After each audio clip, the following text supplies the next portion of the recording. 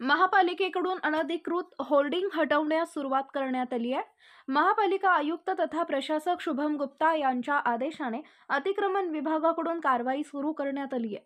बुधवारी कोल्हापूर रोडवरील 20x40 मापाचा होर्डिंग सांगाडा उपायुक्त वैभव साबळे यांच्या सूचनेनुसार सहाय्यक आयुक्त सहदेव कावडे आणि अतिक्रमण पथक प्रमुख दिलीप घोरपडे यांच्या पथकाने हटवले। मुंबईतील होर्डिंग दुर्घटनेनंतर महापालिका आयुक्त शुभम गुप्ता यांनी मनपा क्षेत्रातील अनधिकृत होर्डिंगचा सर्वे करण्याचे आदेश प्रशासनाला दिले होते।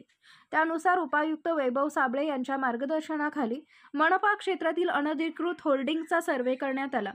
यामध्ये मनपा क्षेत्रात एकूण 31 होर्डिंग अनधिकृत असल्याचे समोर आले। त्यानंतर आयुक्त शुभम गुप्ता यांच्या आदेशाने आजपासून अनधिकृत होर्डिंग हटवण्यास सुरुवात केली आहे।